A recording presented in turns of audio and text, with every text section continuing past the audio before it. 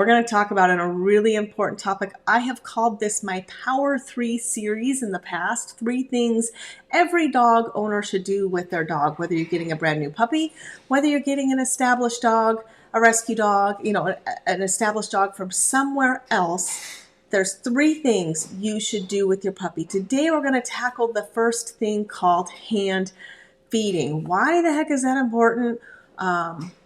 What are the benefits? How will that change your relationship with the dog? And what does that truly mean to the dog? Something as simple as hand feeding can really shift and change the dynamics between you and your dog in an impactful, important way. So let me explain how you can do this, and you're going to see how it does take more time clearly to feed your dog than just putting it in a bowl and putting it on the ground. But we'll talk about how you're still going to do that.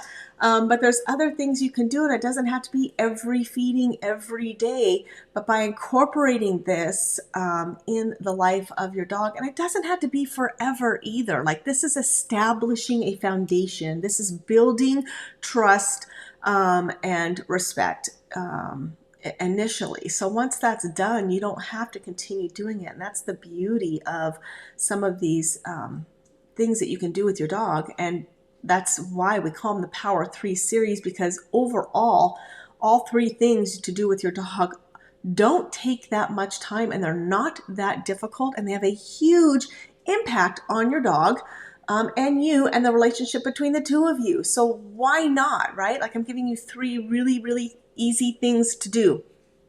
Today we're going to talk about hand feeding. We're going to cover the next 2 topics over the next 2 Fridays. There's sit on the dog exercise and tether training that we'll talk about. So today, let's tackle hand feeding with your dog. Here are several of the benefits, especially in a puppy. Number 1, works for training bite inhibition. What does bite inhibition mean? It means puppies don't typically have great bite inhibition. Biting, yes, but they put everything in their mouth. They explore the world through their mouth. They mouth each other in their litter constantly. And then we wonder why they're little piranhas when they go home, because that's what they do. That's how they have interacted in life so far. But what they have to learn with a human in your pack is they can't be putting your teeth on you ever. That has to be a steadfast rule. You never put your teeth on me or any human. Of course, the disclaimer is if you're training something else to be something else, but even police dogs and military dogs, protection dogs, no, they got to bite people. They got to put their teeth on them. But they're even trained with suits and stuff, but then it does correlate and translate. So of course, the disclaimer, I'm not talking about that level of dog, that powerful of a dog, that type of dog. I'm talking about all the other 99.9% of dogs, mainly pets in your home. Bite inhibition. If the food is in your hand and they put their teeth on your hand, you simply take it away. I use the word nice. Be nice. Be nice. Be nice. And if they put their teeth on my hand, I've got the food in my hand, or I have my hand cupped, I'll always start with a closed fist. I'm going to let them smell, right? 1 or 2 things, 3 things. They're going to lick. That's fine. I'll open it up. Be nice. Good job. They got rewarded, right? They got rewarded for having a gentle mouth. I opened my hand. They got food. If my hand's closed and they put teeth on my hand, more assertive puppies will do that. More food-driven puppies will do it. They're like, hey, what the hell? Open up your hand. Give me food. They'll just put their teeth right on your hand. Simple. I pull my hand away. Did not reward putting their teeth on me. I'm teaching them a very, very valuable lesson. You put your teeth on me, you're not going to get food, and they want the food, right? 2 seconds, put my hand back to them. Be nice. My hand's closed. It has food in it. Be nice. Yes. Open your hand. So they could either bite it, lick it, just smell, and walk away even. And they'd be like, oh, wait, come back. We're not super food motivated, are we? All right, come back. You'll be nice. Sometimes you got to bring them back because they're like, meh, all right. They're either really independent and don't want to figure it out how to get the food, or they're not food motivated at all. It's a really quick way to see how food motivated a dog is, or how hungry they are. So teaching bite inhibition is actually it's not that difficult. I just said put food in your hand, close your fist, put your fist down by your dog. They put your teeth on you, pull away, wait 2-3 seconds, give them back your hand. When they're nice, when they lick, or they're just smelling nicely, right away reward it. Don't wait until their nose leaves your hand. You have to be immediate. Then you got to bring them back and do it over. So the minute they just put their nose on your hand or their tongue on your hand, yes, say yes, open your hand. That's it. They put their teeth, pull back, close back your hand and say, Not that difficult, right? And you're teaching them to take things gently out of your hand. This alone will help translate for the rest of the dog's life. Anytime you try to give them anything, they will be gentle-mouthed about it. All right, some other benefits: building a strong bond based on trust and respect. There's something very beautiful about sharing a meal, right? Think about how important it is in human society, how all of our big events, we have food. Anything we celebrate, we have food. Families join in the kitchen over food, breaking bread, essentially. Dogs also have rituals and importance around food and how the pack eats and in what order the pack eats, and rules and boundaries and limitations around the way in which they eat. It's critical that you do that as well, that there are rules and boundaries and limitations and rituals about the way they eat. It should not be a free-for-all. It should not be all on their terms, and they should have to earn their food. That's what makes sense to them, right? And when you do that, when you share this time of teaching and bonding, it will grow into mutual trust and respect over food. Another benefit: slows down dogs that eat too quickly. You can get the slow feeder bowl, of course, but also sitting and hand feeding. They can only eat what you give them at that time. So if you just put a little bit of kibble in your hand, let them eat it, wait a few minutes or 30 seconds or 20 seconds, give them a little bit more. It can help slow down their eating, or as a puppy, prevent fast eating as well. So it can build trust in shy and fearful dogs. If you get an established dog elsewhere, I strongly suggest doing the 3 Power of the Dog series exercises: the hand feeding, the tether training, the sit on the dog. Anytime you bring in a new dog into your pack, regardless of age, these things should still be done. If you have a dog that's fearful and doesn't trust you, there's no greater way than doing it over food. It lends itself nicely to self-control and focus. And guess where that focus is on? You. Dogs can only focus on one thing at a time. You're laying this foundation that the focus is on you. You hung the moon and the stars. You are the treat dispenser. You are trustworthy, consistent, reliable. You provide the food. There's nobody more important. If you truly establish that relationship with your dog, that, hey, I provide the food, I provide the fairness, I provide the rules and boundaries and limitations, I provide the mental and physical stimulation exercise, and I provide the love and affection when those needs have been met in order. And guess what? That dog will look at you like a very valuable person. And there's nothing that we all want more than to truly be valuable to our dog. Not just a pushover, not just being taken advantage of, not being bullied, but truly being valuable in their eyes, someone that they respect and trust and will work for. So we flip this switch right away with the puppy, and when that focus is on you, beautiful, beautiful things happen. Another benefit: training opportunities. Now's the time you can work on self-control and focus. You can work on eye contact. You can work on the sit stay, the down stay. You can work on silly tricks. You ask them to do something, even for one piece of kibble. You're still hand feeding. I tell all my clients, don't even buy treats. Don't use treats. Use their kibble. Do training before you feed. A hungry puppy is focused. A hungry puppy will do what they're asked. A hungry puppy is easier to train than a tired, full puppy. Why should they have to work when their belly's full and they're tired? You've given them everything for free. Why should they have to do anything? But if you set up this foundation of something as simple as watch me or sit or give me calm, focused behavior, and you get rewarded with your kibble initially, that's a beautiful thing. You have to start low. It doesn't even work in human society where you start a brand new job and get your top pay right away. No, we all have to earn that. We have to earn our pay and our salary increases. A dog should also have to earn the value of what they're getting. A hot dog is way more valuable than a piece of kibble. So why you all starting them on hot dogs? Why y'all starting them on Zooks and steak and chicken?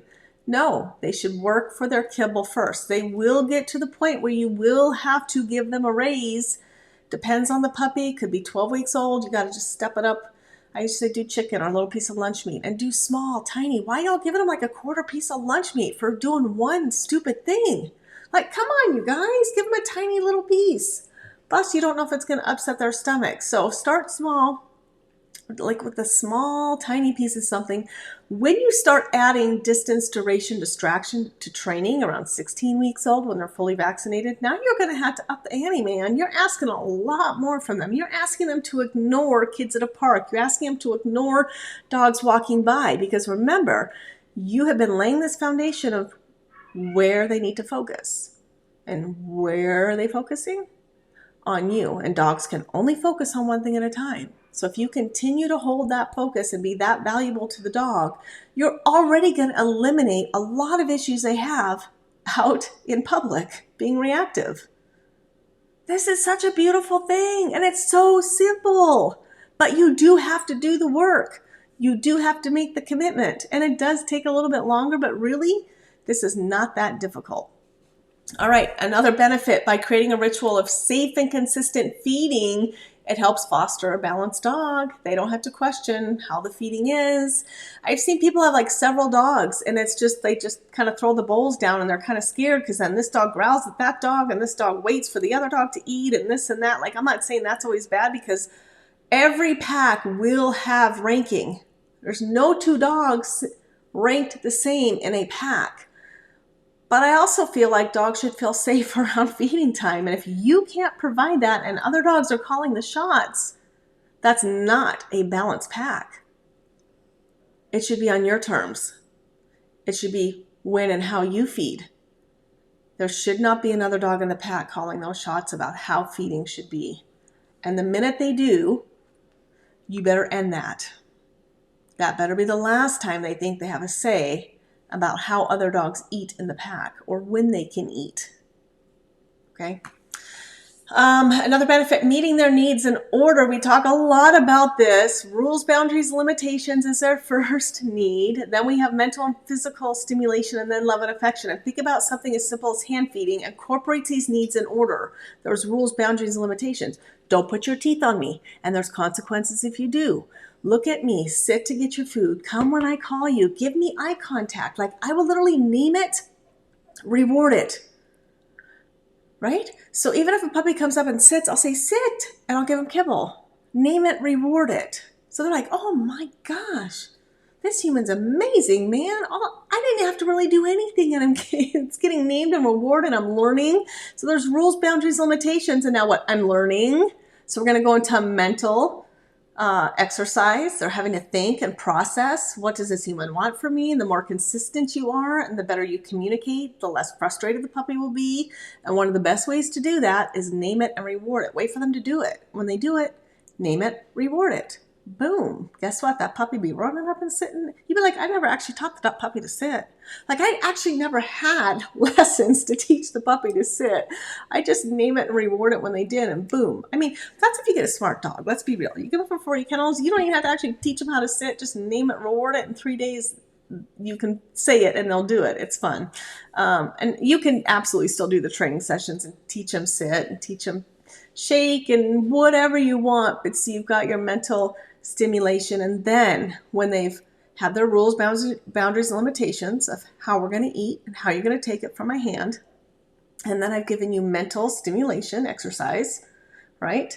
Then, and there's physical exercise too in there, especially if you're walking around and having them follow you. Yes, my puppies will get rewarded for following me. That's a good thing. Looking up, following me, paying attention. Where am I?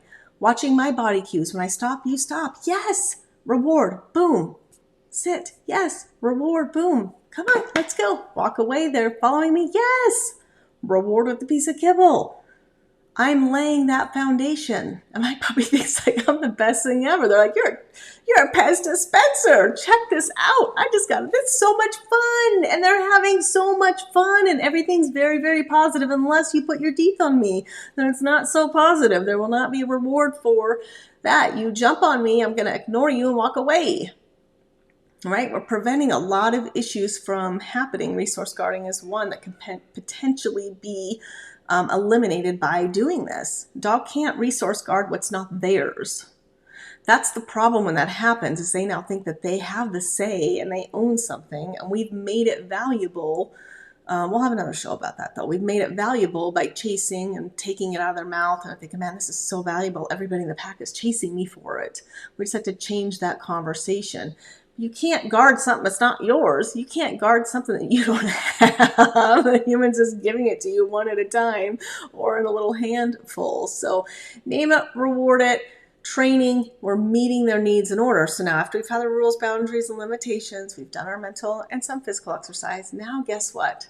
When the puppy is fed and they have worked so hard. I mean, a young puppy will be so tired from having to think about everything just to get their food and all of the things required of them, but it was also super fun. Now you give love and affection when they're in a calm state of mind. What a beautiful thing. Yeah. Let me give you some tips and tricks about hand feeding though, because it's not, I don't want you to make it more complicated than it needs to be, truly, okay? So here's just a couple things you can do. You can measure out what they need for the entire day. So if they're eating 1 cup a day, you can measure that out, put it in a bowl on the counter, put it in a fanny pack, and throughout the day, if you have the day off, you can randomly call your puppy to you, catch them, name it, reward it, do little mini training sessions. I say don't do this though if you're still trying to potty train, because then you're not really going to know when they need to go poop, because if you're just kind of feeding them a little bit at a time, I would prefer that you feed the breakfast within an hour and then dinner within an hour, at least get through, instead of really stretching it out. Do you have to do this every day? No. Do you have to feed 1 piece of kibble each time? No. In fact, you're in a rush. It's a work day. It may literally be because they sit and they're calm. You just give them a whole handful and you can just sit there. Don't put your nose in the bowl. Don't see, little stuff like that. Because if you bend down to feed out of your hand, we already talked about closing your fist initially to teach them to be soft on your hand. Once they know that, you don't have to keep doing that. But what's going to happen next is if you have the bowl close to them, what are they going to try to do?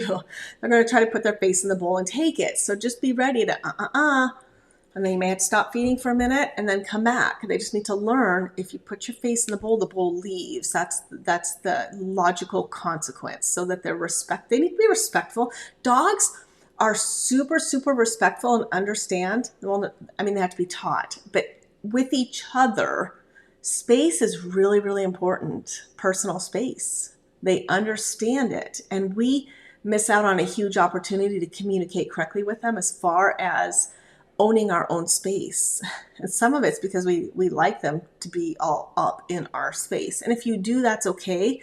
But as a badass owner, as a responsible dog owner, you also need to teach dogs to respect your space, even if that's the bowl of dog food, even if it's, you're not allowed in the kitchen, you're not allowed on the couch, you're not allowed on the bed, you're not allowed to jump on me. That's all my space. Something as simple as that. You are claiming space, and they will be much happier for that because they absolutely have those rules within their own pack. Think about that now between 2 dogs. Some dogs require more space than others. Some dogs will claim a bed. That's my space. can't jump on me right now, you're in my space. Like there's lots of things that dogs do naturally to make sure another dog is respecting their space. So do you ask for a dog to respect your space? If you don't, start doing that, even if it's something little, because it is really, really important for the whole foundation of having a neutral, balanced dog. They need to be able to respect people's space. And some dogs naturally do it because they're naturally submissive, and some dogs absolutely do not. They're very assertive and they'll just plow right into you, but you have to teach that. You have to demand it, and you have to enforce it and practice it. And you can there's no reason why there's any dog that's inappropriate with human space, or a dog that we can't trust will just go grab something out of someone's hand, or just plow into somebody, jump on somebody. That's all things that are just not respecting their space at all. Okay. So we meet their needs in order. So you can measure it all out, or you can just do it part of a feeding. You can do it one of the feedings out of 2. Please make sure you do your training opportunities, and that can still just be like by the handful if you're in a rush. Like I said, even if it's a sit stay, here's a handful of food. So you don't have to do one piece. Vary it. I can't express enough how important it is to vary this, though. Don't do the same thing every day. Dogs will learn what you need in order, and they'll anticipate that. So they'll just even in training, watch. And if you trained a puppy, most all of us have done this by accident, and then we realize. So if you always say sit, down, stay, and you always go in that order, but what happens? We tell the puppy to go in a sit, and then what do? They go right into a down because they already know that's what you're going to ask me to do. So that's not real obedience training. They're just learning what's coming next. And now really sit, down, stay is all one command that's into one, and you can't use them individually anymore. So you don't want to do that. So always, always vary things. Don't ask them always to sit first. Maybe ask them to do something else, and you'll see him come and sit. And then if you ask him to do something else, oh, okay. Need number 2, mental stimulation. Keep them on their toes. When I'm going to ask you, where I'm going to ask you, for how long I'm going to ask you, and how much kibble you're going to get for that today. Vary it up, you guys. Keep them on their toes. It's going to help drain that puppy energy when they have to think and process and reevaluate a situation and problem solve, all to get their food. It's a beautiful thing. Even as something as simple as can be considered really hand feeding. I know it's not coming from your hand, but you can graduate to, or do sometimes, do it twice a week. Get a water bottle, let it dry out, take the lid off, of course, take the wrapper off, of course, and put their meal in the water bottle and put it on the kitchen floor. You're meeting their need number 2, mental exercise, trying to figure out how to get every kibble out of that water. They're going to roll it. They're going to knock it over. They're going to try to carry it. They're going to paw at it. They're going to spin it, and food will come out, and sometimes it won't, and it will keep them entertained for a long time and drain that energy in a very appropriate way, in a way that you started and you ended. You still gave them that food. Still ask something of them before you put it down, and then let them know, go at it. If you don't want the mess on your floor and it's cool enough outside, you could do it outside on the patio too. Okay, some other rules and tips and tricks for hand feeding is, if there are other members in your family, once you get the bite inhibition down, you can have children help as well. And sit there too. When Jenna was little, I would just have my hand, her hand in my hand, right? So then the food was in her hand, but I was still controlling her hand in case that dog, the minute there was teeth, or they came without permission, or they came kind of aggressively and didn't wait, I could pull back and say, because kids can't command the presence that adults can. So you have to facilitate and help with that. If a dog is kind of picking on your kid, that's something you have to fix. Again, depending on the age of the child and the presence that they can command. But most adults don't know how to talk to a dog, let alone a child. And the way in which children move and talk is literally like a litter mate. They run and they scream, they use their hands, and it's all like a puppy behavior, puppy play to a puppy. So they look at them like a litter mate. And let me tell you, they're not nice to each other. They bite and they tug and they chase and they pounce and they growl and they mouth and bite each other constantly. That's why they do that with children. Or if you have I'm going to be honest, if you have a weak member of your pack, sometimes it's the husband, sometimes it's the wife, and you all know, you're like, that dog doesn't get away with that with me. And you call me and you're like, Jeanette, I'm having problems. This dog jumps on me, but he won't jump on my husband. I'm like, yep, you are having problems. It's a human problem. This is not a dog problem. That dog absolutely knows how to respect an owner that has commanded that presence, and you're not. So let's talk about what we need to do to help you communicate with this dog correctly. You're being a pushover and they're taking advantage of that. So let's fix that conversation between you and the dog. So all members of the house should participate if possible. Again, it could be something as simple as your child holding the bowl, waiting for the dog. And I love all my clients. You know who you are. There's so many that have taught their dogs they can put the food down anywhere at any time, but that dog will not approach the bowl until when? Until they've been given permission. It's a very, very respectful, beautiful thing that you can put it down and they'll just wait. They're waiting for that command word, whatever you made it. A lot of people say, go eat. It's yours, whatever you want the word to be. That's not what matters. Just be consistent in using it.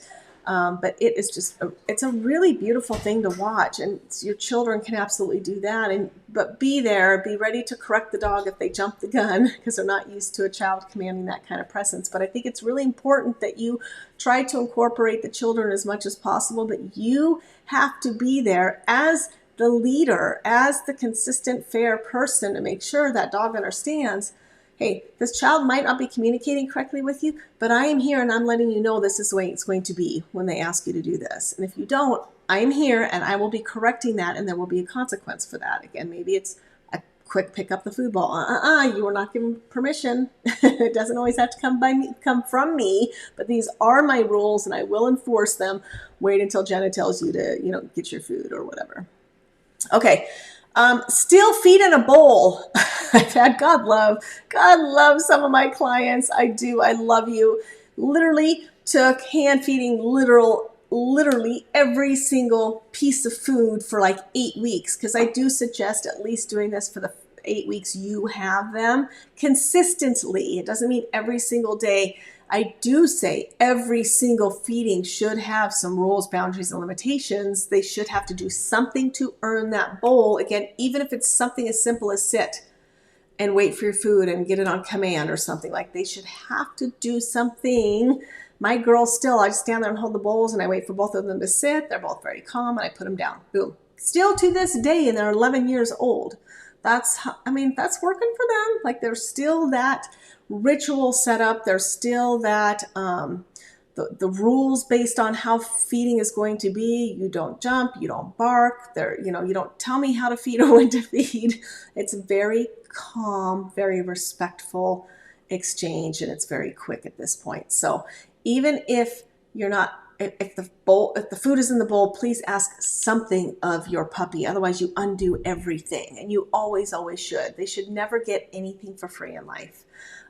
So vary the bowl, even the bowl, the type of bowl you're feeding from, especially if you're doing a poodle mix. Poodles are very, very structured. They don't like when you even move the furniture around. So I think it's important for adaptability and flexibility for any dog, but specifically poodles, is that you even feed from different bowls and in different areas of the house, whether it's this side of the kitchen, this side of the kitchen. And again, do you have to do this forever? Absolutely not. But you're setting up this foundation that, if you went camping or traveling with your dog and God, I didn't bring their bowl. Now they're not eating out of their bowl. And you might be laughing, but that's what they do. Or dogs that not practice going potty anywhere but their backyard, and they hold it for 2 days on a road trip. Yes, that happens.